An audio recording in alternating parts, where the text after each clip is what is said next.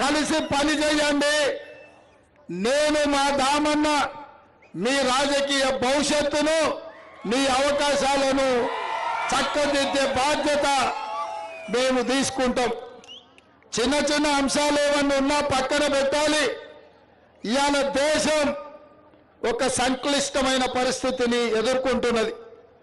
17 సార్లు లోక్సభ ఎన్నికలు జరిగితే రాజకీయ పార్టీలు ఆనాడు సంక్షేమమో అభివృద్ధి ఎజెండాగా పేదరిక నిర్మూలన పారిశ్రామిక అభివృద్ధి ఎజెండాగా ఎన్నికలు జరిగినాయి.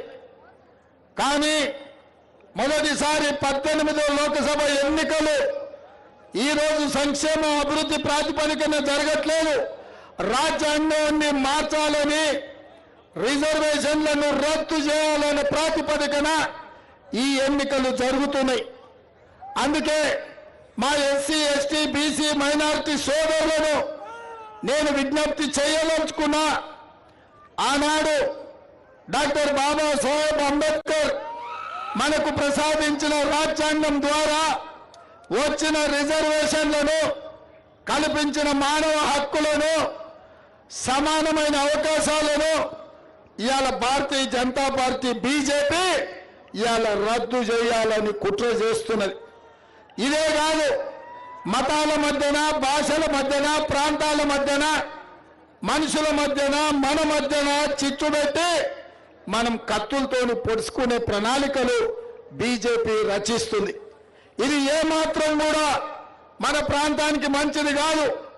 ఇవాళ పెద్దలు దామోదర్ రాజనరసింహయ్య చెప్పినట్టు ఆనాటి మెదక్ పార్లమెంటు నుంచి శ్రీమతి ఇందిరాగాంధీ గారు ప్రాతినిధ్యం వహించి ఈ దేశ ప్రధానమంత్రిగా ఈ ప్రాంతంలో పటాన్చెరు పారిశ్రామిక వాడను, బిహెచ్ఎల్, బీడీఎల్, అదేవిధంగా ఇక్కడ ఉండే ఆర్డినెన్స్ ఫ్యాక్టరీలు, ఇక్రిసాట్ సంస్థలు, ఈ ప్రాంతంలో వేలాది చిన్నవి పెద్దవి పరిశ్రమలు వచ్చి దేశంలో నలుమూలల నుంచి, విదేశాల నుంచి, బీహార్, ఉత్తరప్రదేశ్, రాజస్థాన్ లాంటి ప్రాంతాల నుంచి కూడా వేలాది మంది ఇక్కడికి వచ్చి ఉద్యోగ ఉపాధి అవకాశాలు పొందుతుంటే మా మెదక్ జిల్లా ప్రజలు, మా పటాన్చెరు సోదరులు అక్కున చేర్చుకొని కడుపులో పెట్టుకొని చూసుకున్నారు.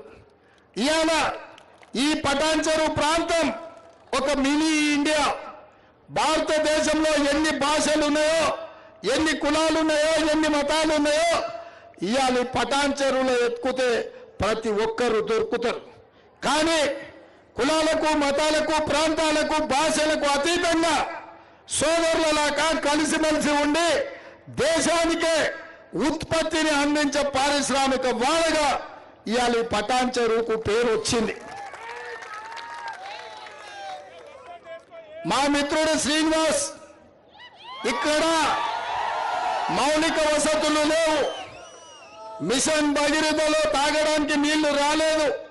కొత్త కాలనీలు, కొత్త ప్రాంతాలు వస్తున్నాయి. ప్రత్యేకమైన ప్రేమ చూపించి ఈ ప్రాంతాన్ని అభివృద్ధి చేయాలని శ్రీనివాస్ అంటున్నాడు. కానీ నేను మా కార్యకర్తలకు మాట చెప్పదలుచుకున్నా. మొన్న శ్రీనివాస్ని ఎమ్మెల్యేగా గెలిపించుంటే ఈ బాధలు తప్పేటివి, ఈ ప్రాంతానికి నిధుల వరద పారేది.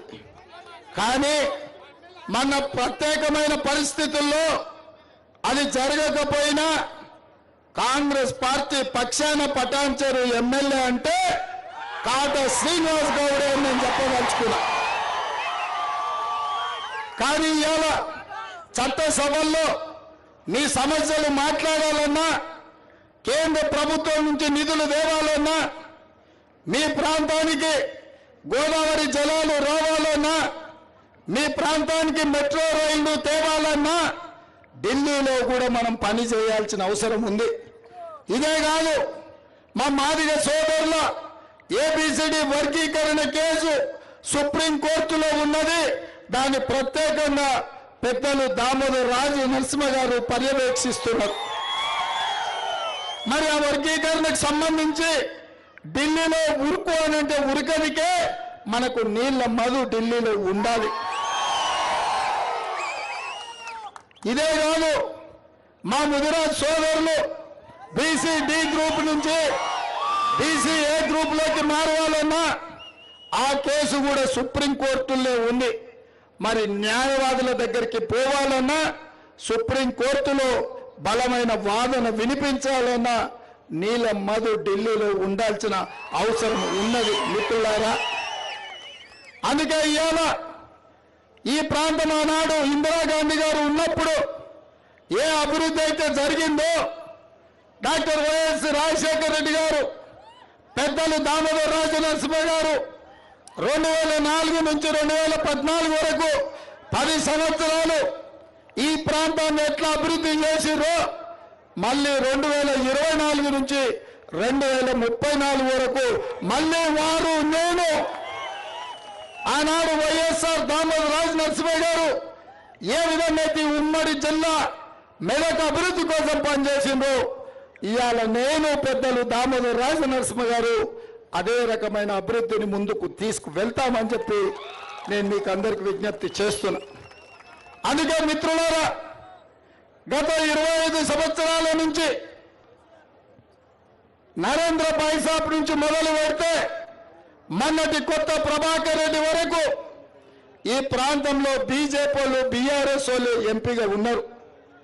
ఏమి జరిగిందో మీరు చూసిండ్రు, ఎంత అన్యాయం చేసిండ్రో మీ కళ్ళ ముందర ఉన్నది. అందుకే ఇవాళ నిలబడ్డ అభ్యర్థులు కూడా ఎవరో కొత్త వాళ్ళు కాదు. మొన్నటి వరకు దుబ్బాక ఎమ్మెల్యేగా ఉన్న రఘునందన్ రావు గారు ఇవాళ బీజేపీ అభ్యర్థి, ఇవాళ బీఆర్ఎస్ అభ్యర్థి. ఆయన గురించి నేను చెప్పాల్సిన పని లేదు. మల్లన్న సాగర్లో ఏటిగడ్డ కిష్టాపూర్తో పాటు 14 గ్రామాలు కానీ కొండపోచమ్మ రిజర్వాయర్లో కానీ ఈ ప్రాంతంలో ప్రాజెక్టులలో మెదక్ జిల్లా రైతులను ముంచి పోలీసులతో తన్నించి పోలీసు బూట్లతో తొక్కిచ్చిన దుర్మార్గుడు ఎవరైనా ఉన్నారంటే బీఆర్ఎస్ ఎమ్మెల్సీ ఈనాటి పార్లమెంట్ అభ్యర్థి.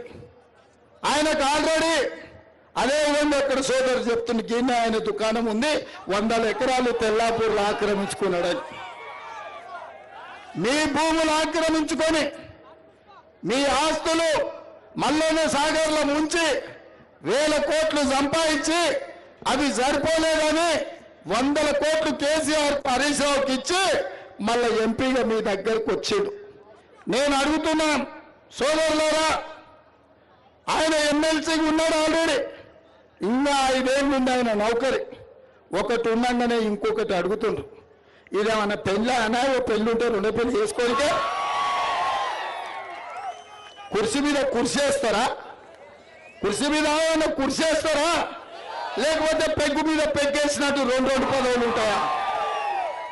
కేసీఆర్ మరి వేసినప్పుడు ఇచ్చిండో, టికెట్ దిగినప్పుడు ఇచ్చిండో నాకు తెలియదు.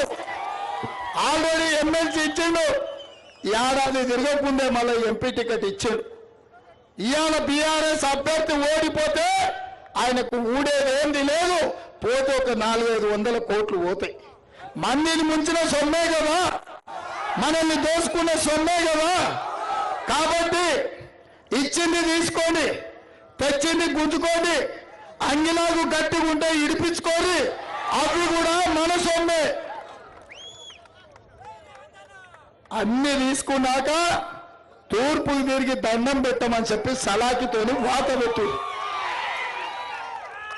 అందుకే మిత్రులారా, నిన్న మొన్న బీజేపీ నాయకులు, ఈ దేశ ప్రధానమంత్రి నరేంద్ర మోడీ గారు, అమిత్ షా గారు వచ్చారు. 10 ఏళ్ళు వాళ్ళే కదా ప్రధానమంత్రి ఉన్నది.